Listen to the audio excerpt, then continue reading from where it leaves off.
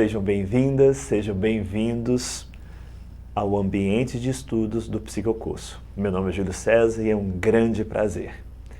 E aqui eu faço uma pergunta para você. Você e sua equipe estão realmente preparados para enfrentar uma agitação psicomotora? Vocês se prepararam previamente para isso? Seja no CAPS, seja na UPA, em um hospital psiquiátrico ou mesmo em um hospital clínico? Será este o nosso tema. As emergências psiquiátricas. Emergência e urgência são qualquer situação que pode levar à morte iminente ou dano físico e psíquico à pessoa e quem está ao redor. E dentre as emergências psiquiátricas, a agitação psicomotora se destaca. Vejam esses dados comigo. Cerca de 50% de todos os pacientes internados no hospital geral, não no hospital psiquiátrico, apresentam algum distúrbio psiquiátrico. E dentro desses distúrbios psiquiátricos que acontecem no hospital geral, só nos Estados Unidos, a agressividade e a agitação psicomotora ocorre em 5% de todos os atendimentos em emergência. No Brasil, está em torno de 6% das emergências clínicas são agressividade e agitação psicomotoras em transtornos psiquiátricos. 20 a 50% das emergências psiquiátricas podem evoluir para uma agitação.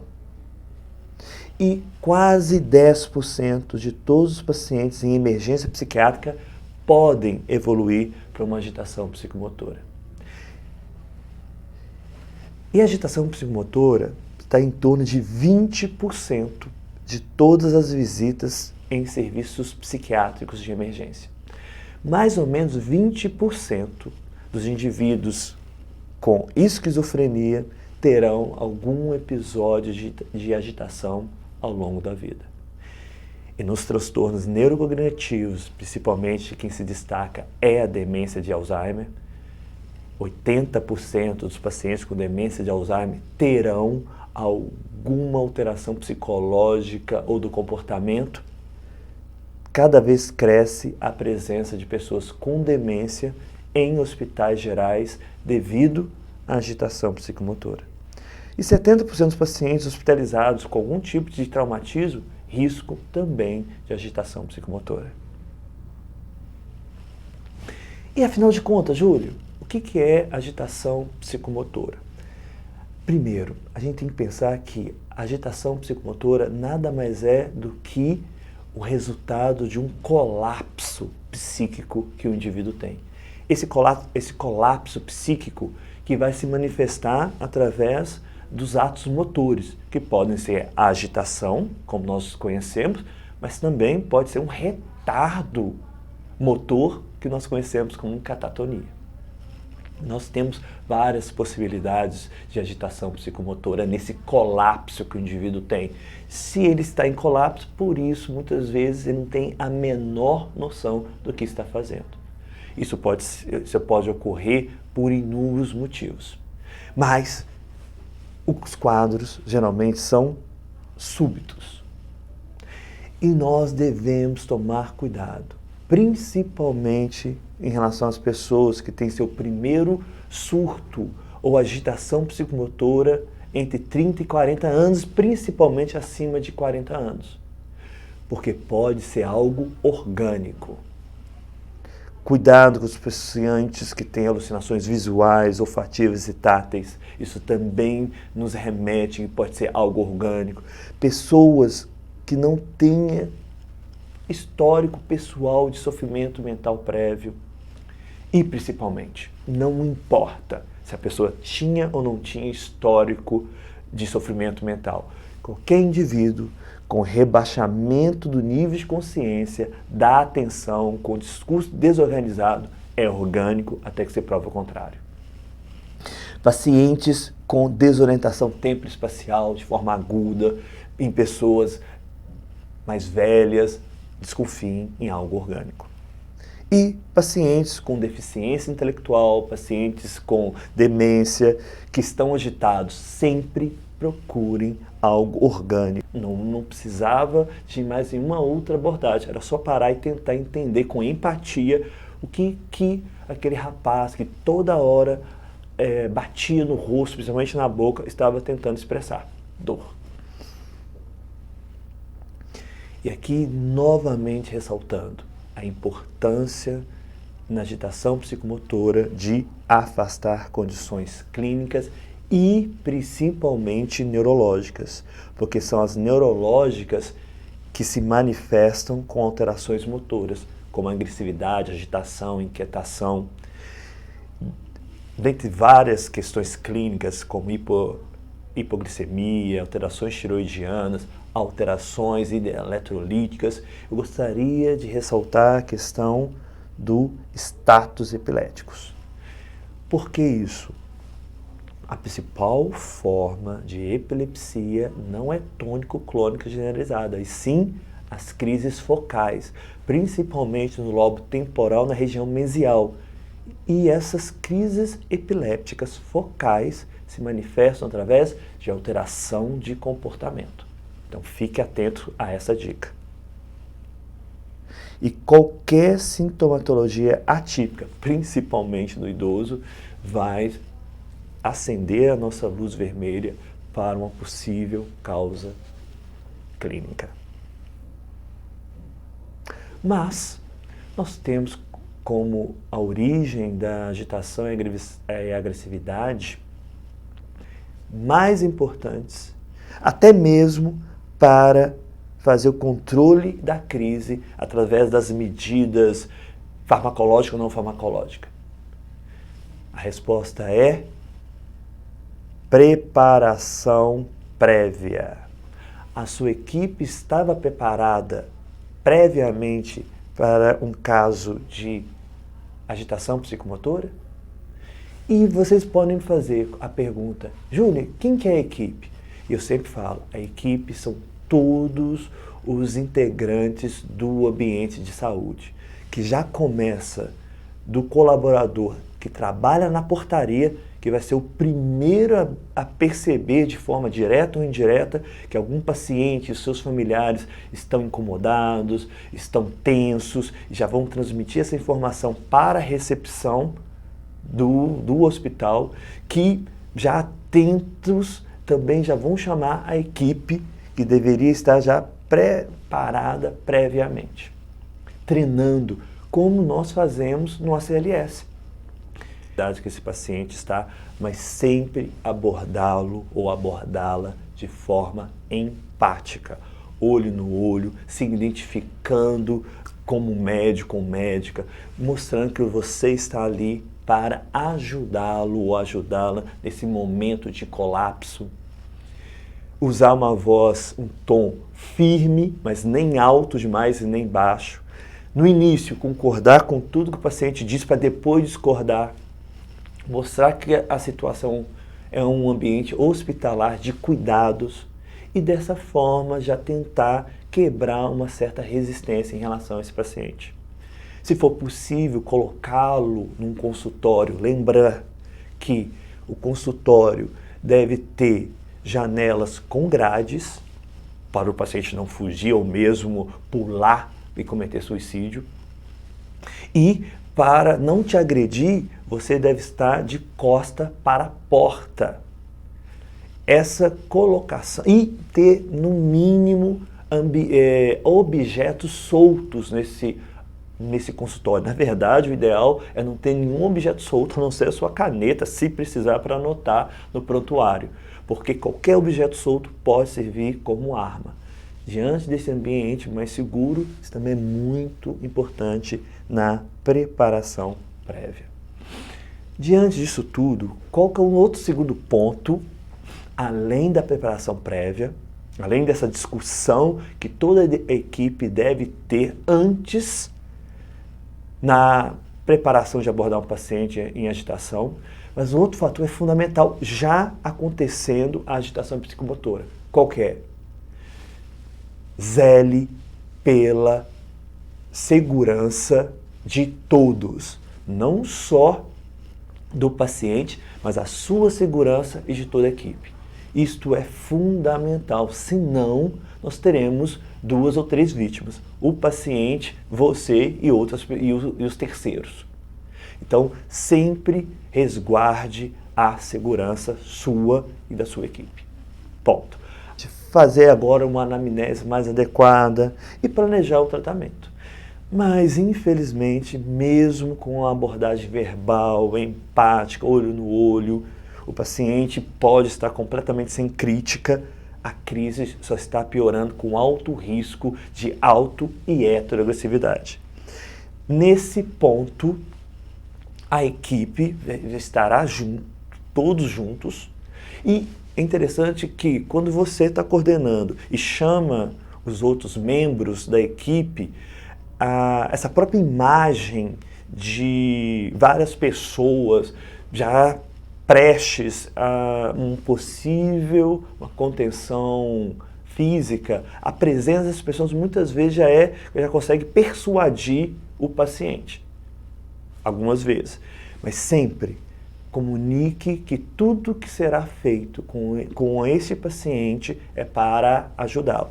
Isso é importante não só para o paciente, mas para os familiares que estão assistindo. Alguns familiares podem ser muito bons estar perto, porque pode acalmar o paciente. Outros familiares não é adequado estarem perto, porque está deixando o paciente mais agressivo.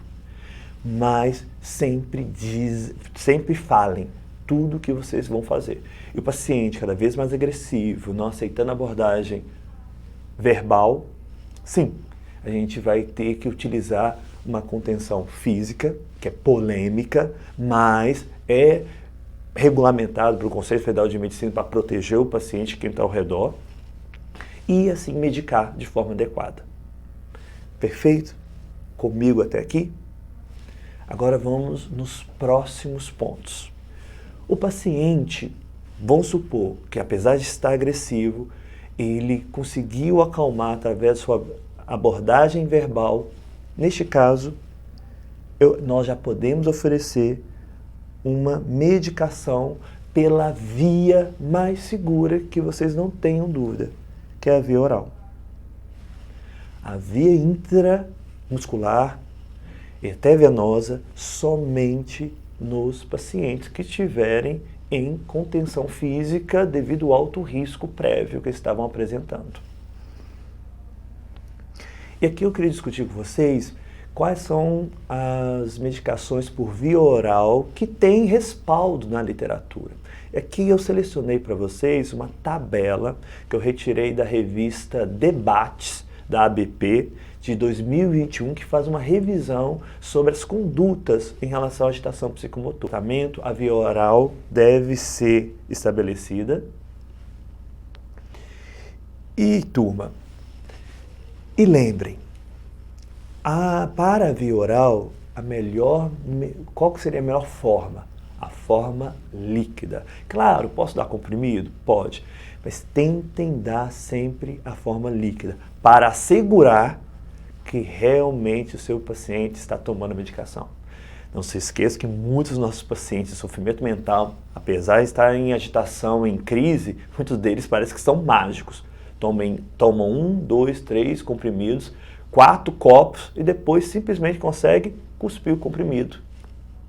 Dessa forma. Então assegurem, usa a via oral a líquida. E assim a gente terá um pouco mais de certeza que eles estão ingerindo a medicação. E quando não for possível, a gente vai utilizar a via parenteral. A via mais segura é a intramuscular. E não tenham dúvida, para a gente aplicar intramuscular, provavelmente nosso paciente já estará contido no leito, tendo uma contenção mecânica para a gente conseguir o objetivo da medicação intramuscular.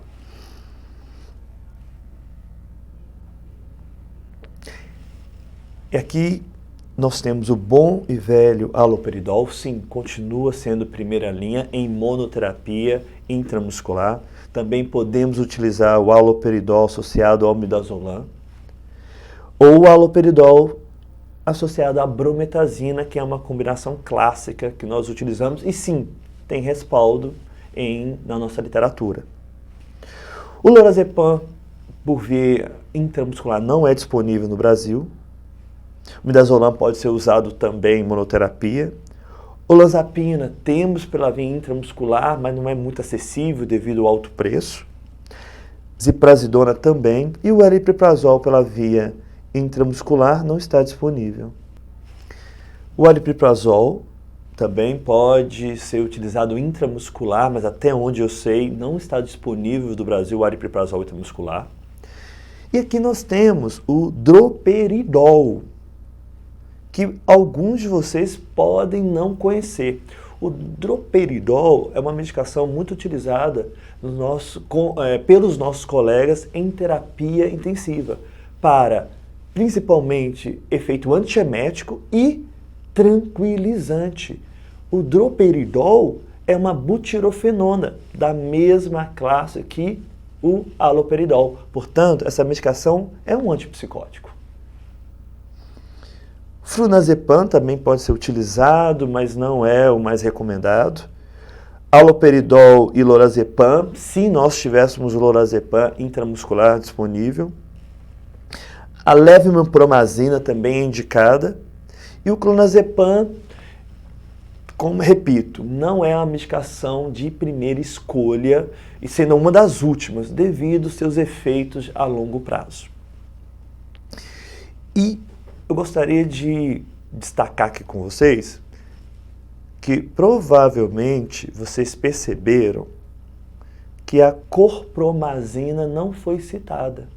Nesse estudo, a chlorpromazina não foi citada nem por via oral e nem por intramuscular. Por quê? Porque a chlorpromazina, nosso antipsicótico típico de baixa potência, tem uma ação anticolinérgica e uma ação hipotensora muito importante, além do risco cardiovascular de prolongar o intervalo QT. Por isso que parece que a chlorpromazina foi deixada de lado. Mas podemos usar em determinadas situações, lembrando de ficar atentos aos efeitos colaterais e ter uma maior segurança, sim. Mas alguns de vocês devem estar perguntando, mas Júlio, a levomepromazina entrou. Estranho, talvez também falta de estudo mais em relação à chlorpromazina em relação aos efeitos deletérios e menos com a levomepromazina. Provavelmente é isso. E aqui, eu queria que vocês vissem, pela via venosa, também existem estudos mostrando que a via venosa pode ser utilizada para tranquilização. Entretanto, é uma via não recomendada, apesar de ter estudos. Porque a via endovenosa potencializa os efeitos colaterais. Um exemplo é o haloperidol. O haloperidol, pela via intramuscular, é muito seguro. Já pela via endovenosa, já aumenta o risco de arritmia, diminuir o limiar convulsígeno. Então, recomendamos não utilizar. A não ser que você tenha um bom aparato e tenha uma boa justificativa para isso. Nesse ponto, falando em justificativas, ainda mais chegando agora que seria aquele paciente que nenhuma abordagem conseguiu ajudá-lo a melhorar a agressividade. É um paciente que está piorando, é um paciente com risco para si, para terceiros, e não está acessível à abordagem verbal. Sim, nós utilizaremos a contenção física. Por que eu iniciei dizendo? Aqui é muito importante a gente anotar tudo que nós fazemos no prontuário. Tudo que for feito, até as falas, deve estar bem registrado no prontuário, para a segurança de todos, inclusive do médico assistente. Diante de uma agitação psicomotora que vai precisar de uma contenção física, primeiro, nunca parar de comunicar ao paciente e aos familiares que estão ao redor o que você vai fazer. A equipe já, como já disse, deveria estar preparada para, ao abordar o paciente, abordar em bloco. Cada um vai pegar um membro.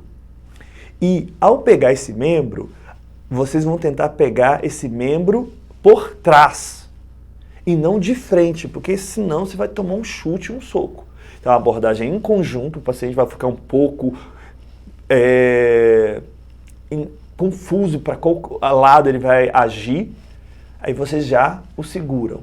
E sempre o quinto protegendo a cabeça.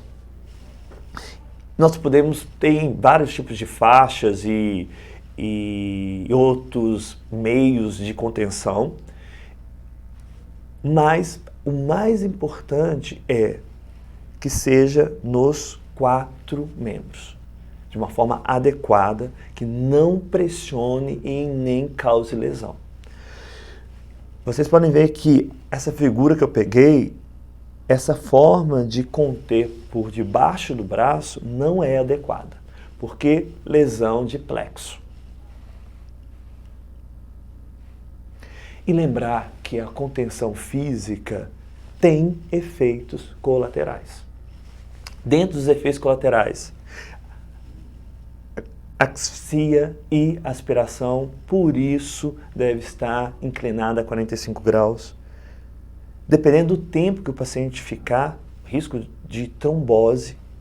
E até mesmo, se o paciente não for adequadamente tranquilizado, ele pode agitar tanto que leva a lesão muscular, aumento do CPK e rabdomeliólise, com risco de uma insuficiência renal aguda do tipo renal.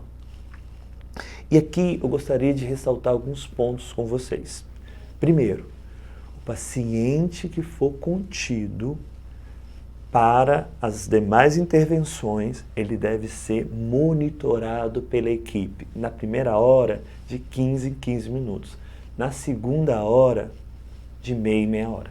E aqui um ponto importante. O objetivo da contenção física para poder fazer uma contenção farmacológica, a contenção farmacológica tem o objetivo de tranquilizar e não sedar, para que a gente possa tirar o paciente dessa situação o mais rápido possível. Contenção física. Eu vou optá-la quando o paciente não ser abordável pela abordagem verbal e também os pacientes com risco de queda. Também pode ser necessária a utilização da contenção mecânica para a gente conseguir abordar de forma adequada esses pacientes. Perfeito? Meus caros e minhas caras, como sempre, muito obrigado e vejo vocês nas próximas aulas.